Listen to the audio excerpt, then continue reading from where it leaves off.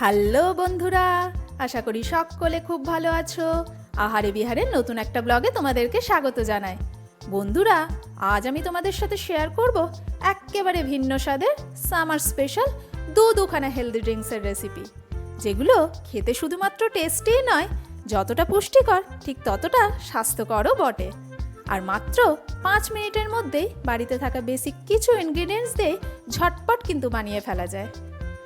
আর আজকের এই দুখানা ড্রিঙ্কসের হিরো ইনগ্রিডিয়েন্ট হলো কিন্তু ছাতু।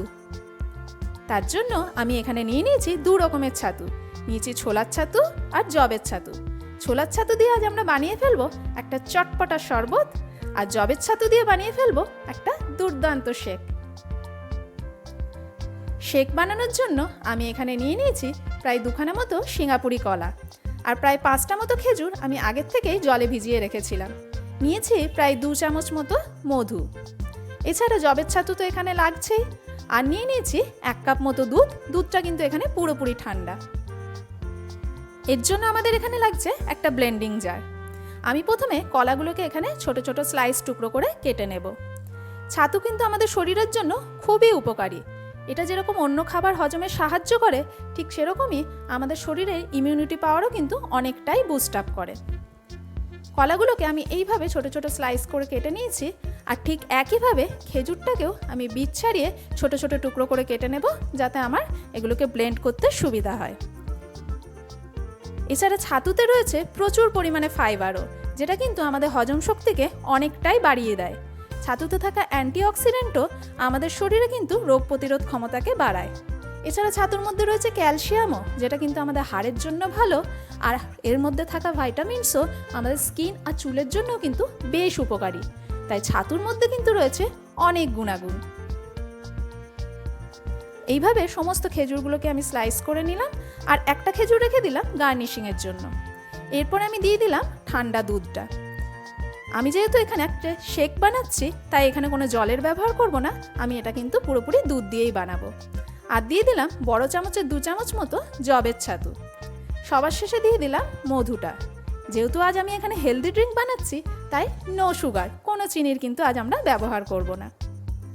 ব্যাস, এটাকে ভালোভাবে ব্লেন্ড করলে রেডি হয়ে যাবে আমাদের একদম সুপার টেস্টি জবের ছাতুর ব্যানানা শেক।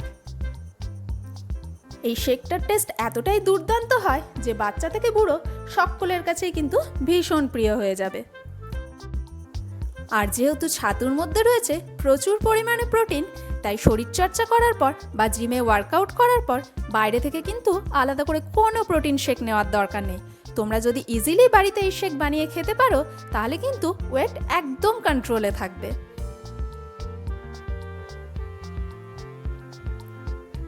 ছোলার ছাতুর শরবত বানানোর জন্য আমি এখানে নিয়ে নিয়েছি বেশ খানিকটা ক্রাশ করা গোলমরিচ, আর নিয়ে নিয়েছি একটুখানি ভাজা মশলা, মানে গোটা জিরে শুকনো খোলায় ভেজে গুঁড়ো করে নিয়েছিলাম।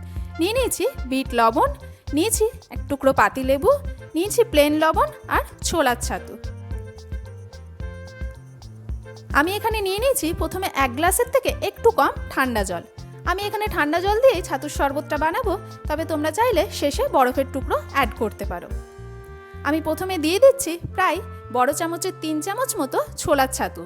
আমি যেহেতু এখানে একটা মিডিয়াম টেক্সচারের ছাতুর শরবত বানাচ্ছি, তাই আমি এখানে 3 চামচ মতো দিলাম। তবে তোমরা যদি আরেকটু ঘন বা পুরু বানাতে চাও, সেক্ষেত্রে আরও 1 চামচ ছাতুর পরিমাণটা বাড়িয়ে দিও। প্রথমে এটাকে খুব ভালোভাবে মিক্স করে দেবো, যাতে কোনোভাবে লাম্পস না থাকে। এরপর একে একে সমস্ত মশলাগুলো দিয়ে দেবো। ক্রাশ করা গোলমরিচ, ভাজা মশলা, বিট লবণ, আন্দাজ মতো আরও সামান্য একটুখানি প্লেন লবণ, আর সবার শেষে দিয়ে দেবো লেবুর রসটা। তোমরা চাইলে এখানে পেঁয়াজ কুচি বা ধনেপাতা কুচিও অ্যাড করতে পারো, তবে আমার বাড়িতে এই রকমই ছাতুর শরবত খাওয়ার রেওয়াজ আছে, তাই আমি এটাই তোমাদের সাথে শেয়ার করলাম। আরও আমি আরেকটুখানি ঠান্ডা জল এর মধ্যে অ্যাড করে দিলাম। এরপর এগুলোকে খুব ভালোভাবে মিক্স করে নেব। ছোলার ছাতুর মধ্যেও কিন্তু রয়েছে অনেক উপকারিতা। ছোলার ছাতুও কিন্তু আমাদের শরীরের ইমিউনিটি পাওয়ারকে বুস্ট আপ করে এবং শরীরের ক্লান্তি দূর করতেও কিন্তু বেশ সাহায্য করে। বিশেষ করে ডায়াবেটিক পেশেন্টের জন্য এটা কিন্তু খুবই উপকারী। আর এই ছাতুতে থাকা ফাইবারও কিন্তু কোলেস্টেরল কমাতে অনেকটাই সাহায্য করে। ছাতু কিন্তু গরমের জন্য একদম পারফেক্ট। শরীরকে যেমন ঠান্ডা রাখে, ঠিক তেমনই অনেকক্ষণ পেটকে ভর্তিও করে রাখে। ছাতুর মধ্যে রয়েছে প্রচুর পরিমাণে vitamins, folic acid, calcium, magnesium এবং আয়রনের মতো প্রচুর গুণাগুণ।